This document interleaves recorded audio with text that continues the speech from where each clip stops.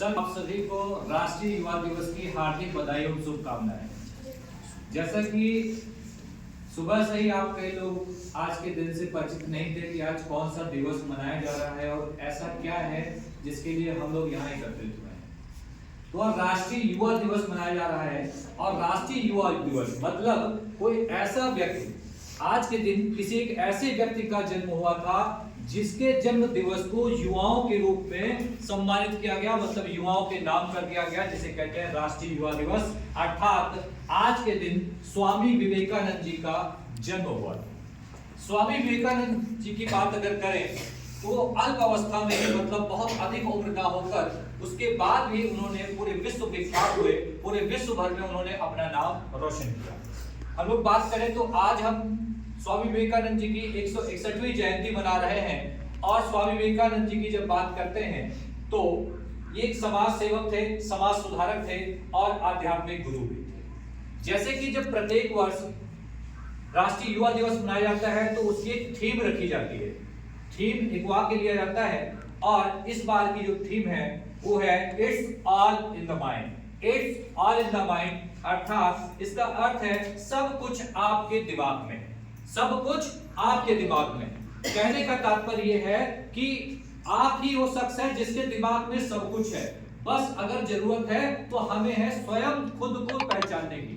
स्वयं खुद को पहचानने की मतलब ऐसा कोई कार्य नहीं है जो आप नहीं कर सकते, बस फर्क यह है कि हम स्वयं की शक्ति को, स्वयं के अंदर छुपे ज्ञान को हम जान नहीं पाते हैं। हम लोग बात करें तो 1985 से राष्ट्रीय युवा दिवस मनाया जाता है। लोगों को जगाने का काम किया, देश हित में कार्य करने को कहा और एकजुट रहने के लिए काम किया। स्वामी विवेकानंद जी की कुछ लाइनें थी जो कि मैं हमेशा इंस्पायर रहता हूं उन लाइनों से, और उन लाइनें बहुत पॉपुलर लाइनें रही। उन्होंने कहा, उठो उठो जागो और तब तक मत रुको, उठो जागो और तब तक मत रुको जब तक तुम्हारे लक्ष्य की प्राप्ति ना हो जाए। जब तक तुम्हें तुम्हारे लक्ष्य की प्राप्ति ना हो जाए, खुद को कमजोर समझना सबसे बड़ा पाप है। अर्थात आप सबके सामने, हमारे सबके सामने एक लक्ष्य है, तो हमें उस लक्ष्य को प्राप्त करने के लिए लगातार प्रयास करना चाहिए, बिना थके, बिना रुके। अब जब यहाँ पर बात हो रही है, जब हम बात कर रहे हैं स्वामी विवेकानंद की और आज है राष्ट्रीय युवा दिवस, तो युवाओं को जागृत करने के लिए यहाँ पर आज से पूरे केंद्र सरकार के द्वारा एक योजना, मतलब एक अभियान चलाया जा रहा है, जिस अभियान का नाम है एक युद्ध नशे के विरुद्ध। एक युद्ध नशे के विरुद्ध जब हम इसकी बात करते हैं तो ये जो बात आई यहाँ पर, युद्ध तो आप सभी समझते हैं कि युद्ध क्या होता है, समझते हैं, जो बंदूकों से, गोलियों से लड़ा जाता है और तलवारों से लड़ा जाता था। लेकिन आज यहाँ हम युद्ध किसी दूसरे से लड़ने की बात नहीं कर रहे हैं, हम किसी अन्य देश से लड़ने की बात नहीं कर रहे हैं, हम अपने वहां हो रही समस्याओं के विरुद्ध लड़ने की बात कर रहे हैं। और हमारे वहां की आजकल की सबसे बड़ी समस्या है नशा। नशे से आप सभी परिचित होंगे। मुख्य रूप से बात करें, चाहे ग्रामीण क्षेत्र रहा हो चाहे शहरी क्षेत्र रहा हो, नशा एक ऐसी समस्या रही जिससे निजात पाना बहुत ही मुश्किल चीज है। WHO वर्ल्ड हेल्थ ऑर्गेनाइजेशन ने कहा कि लगातार हमारे देश में कैंसर के केस बढ़ते जा रहे हैं। उन्होंने कहा कि हमारे देश की ऐसी स्थिति हो जाएगी कि प्रत्येक 8 व्यक्ति में एक व्यक्ति कैंसर से पीड़ित होगा और प्रत्येक 10 व्यक्ति में एक व्यक्ति कैंसर की वजह से उसकी मृत्यु होगी। और कैंसर को जन्म देने के लिए अगर हम बात करें तो नशे का भी महत्वपूर्ण योगदान है। नशा बहुत से माध्यमों से होता है, जैसे कि हमारे ग्रामीण क्षेत्र में पान मसाला, गुटखा, तंबाकू, शराब, ड्रग्स आदि, ये सब क्या है, नशे के प्रकार। इन नशे के प्रकारों को, इन नशों के दूर करने के लिए सरकार द्वारा बहुत सारी योजनाएं चलाई गई, किंतु अगर हम वास्तविकता देखें पृष्ठभूमि पर तो कहीं भी सरकार की योजनाएं सफल होते नजर नहीं आती। कभी बीच-बीच में प्रतिबंध भी लगा, गुटखा मसाला पे लगा, लेकिन फिर से आज वो खुलेआम चौराहों पर, गलियों पे, रोडों पर बिक रहे हैं। यहाँ तक कि हम बात करें तो कई स्कूलों के बाहर भी दुकानें हैं जहां पर गुटखा मसाला मिलता है। बल्कि सरकार का अभियान जो है, इस एक युद्ध नशे के विरुद्ध, इस अभियान के अंतर्गत क्या योजना है कि विद्यालय के 100 मीटर की परिधि में कोई भी पान मसाला, गुटखा, तंबाकू की बिक्री वर्जित है, पूर्णतः वर्जित है। अगर 100 मीटर की परिधि में कोई भी ऐसा कार्य कर रहा है, दुकान पे पान मसाला गुटखा बेच रहा है, तो उसके खिलाफ कानूनी कार्रवाई की जाए। लेकिन अगर भी आज वास्तविकता देखें तो बहुत सारे ऐसे कॉलेज हैं जहां पर ऐसी दुकानें हैं। उसके अलावा मेन हमारे पास समस्या है कि यहाँ पर हमें जागरूक करने के लिए कहा गया। ये स्कूलों में क्यों बताया जा रहा है? स्कूलों में इसलिए बताया जा रहा है क्योंकि कहीं ना कहीं आदतों की शुरुआत इसी उम्र से होना प्रारंभ होती है।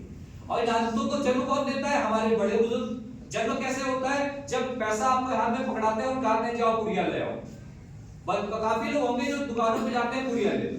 आप पुड़िया लेने जाते हैं, फिर आपके मन में जिज्ञासा होती है इस पुड़िया में क्या है जो रोज लोग इतना खाते हैं।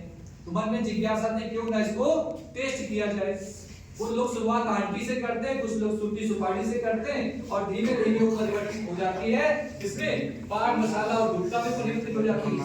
फिर क्या कहते हैं ये आदत तो नहीं छूटेगी। अब बात जब आती है जब उन्हें इसके दुष्परिणाम बताए जाते हैं कि अगर आप पान मसाला गुटखा तंबाकू खाओगे तो आपको मुंह का कैंसर हो सकता है, गले का कैंसर हो सकता है, जो कि आजकल एक बहुत बड़ी समस्या उत्पन्न हो रही है। यह कष्ट वही जान सकता है जिसने समस्या को झेला हो, जो कैंसर से पीड़ित हुआ हो या उसके परिवार या रिश्तेदार में कोई पीड़ित हुआ हो।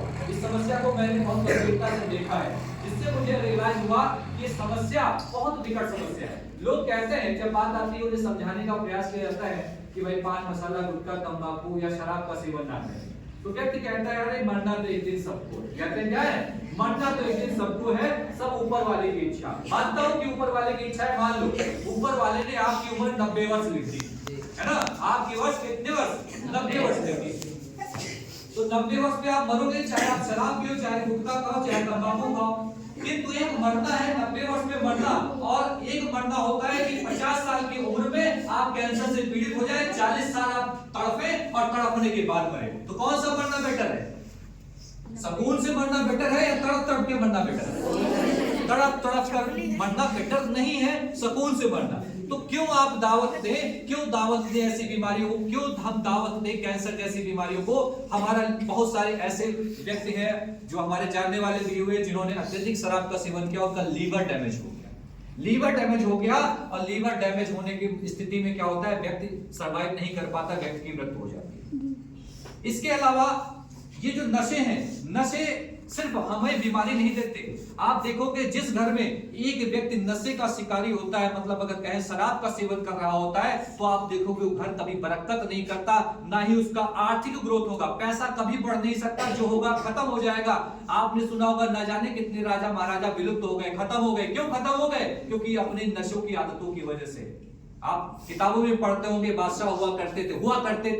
क्यों हुआ करते थे? क्योंकि बहुत सारे नशों के शिकार थे और नशा जुआ ऐसी बहुत सारी लतें थी, जिसके कारण क्या हुए कि धीमे धीमे खत्म हो गए, सब कुछ बेच दिया। देखोगे उन घर में एक तो क्या होगा, मानसिक सुख नहीं होगा, लोग शराब पी कर आते हैं, अपने घर वाले को अपने बच्चों को गाली गलौज करते हैं, तो ऐसी स्थितियां उत्पन्न होती हैं। तो यहाँ अगर ये जागरूकता अभियान चलाने का उद्देश्य क्या है, यहाँ पर अगर बताया जा रहा है तो इसका मुख्य उद्देश्य है कि आप ये समझो, इसके दुष्परिणामों को समझो और स्वयं को इन आदतों से दूर रखो। साथ में अपने घर परिवार बड़े बुजुर्गों को इसके लिए हमेशा क्या करें, समझाएं कि ये बुरी चीज है, समझाएं बुरी चीज है। और हर घर में कोई ना कोई ऐसा है जो इसका सेवन करता है।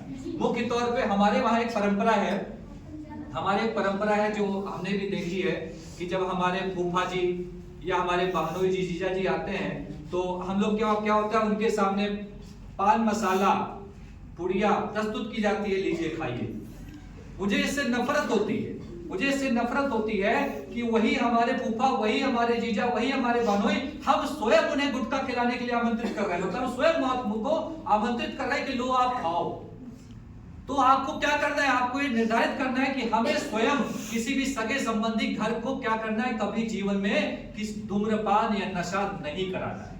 आजकल युवा पीढ़ी में मुख्य रूप से शहरी क्षेत्रों में देखा जाए, और आजकल शहरी क्षेत्र का कल्चर हमारे ग्रामीण क्षेत्र में भी आ गया है कि लोग धुएं का छल्ला बनाने लगे। सुनते हैं धुएं का छल्ला बनाना? सिगरेट से धुएं का छल्ला बनाते हैं लोग। सिगरेट मुंह से पीते और कान से धुआं निकालते हैं। मतलब अब देखिएगा, शुरुआत तो किससे हो रही है? शुरुआत फैशन से हो रही है। सिगरेट पीना भी आज लोग फैशन समझने लगे हैं। दारू पीना, नशा करना, शराब पीना, ये भी एक फैशन आ गया। लोग कहते हैं भाई हम कल्चर में सरवाइव नहीं कर पाएंगे। हाई सोसाइटी, लोग कहते हैं क्या हम हाई सोसाइटी में बैठते हैं, और हाई सोसाइटी में तो ये सब आम बातें हैं। ये आम बातें नहीं है, ये आपको खत्म कर देने वाली बातें। अगर ये चीजें रहेंगी जीवन में तो कभी आप उन्नति नहीं कर पाएंगे। आप दिन प्रतिदिन आप समाज में अपनी प्रतिष्ठा खोते रहेंगे। आप खुद सोचिए कि अगर आपके गांव क्षेत्र में कोई शराब पीता है तो उसकी प्रतिष्ठा क्या अच्छी होगी? सम्मान को बनाए रखने के लिए स्वयं आप इन चीजों से दूर रहें और अपने बड़े बुजुर्गों को भी इनसे दूर रखने के लिए प्रयास करें। इस योजना के अंतर्गत जो मैं बोलूंगा वही आपको रिपीट करना है, ठीक है? जो हम लोग शपथ ले रहे हैं उस शपथ का नाम है जीवन रक्षक प्रतिज्ञा। हम शपथ लेते हैं कि हम आजीवन किसी भी प्रकार का नशा नहीं करेंगे, साथ ही अपने परिजनों, मित्रों एवं परिचितों को नशा ना करने के लिए प्रेरित करेंगे।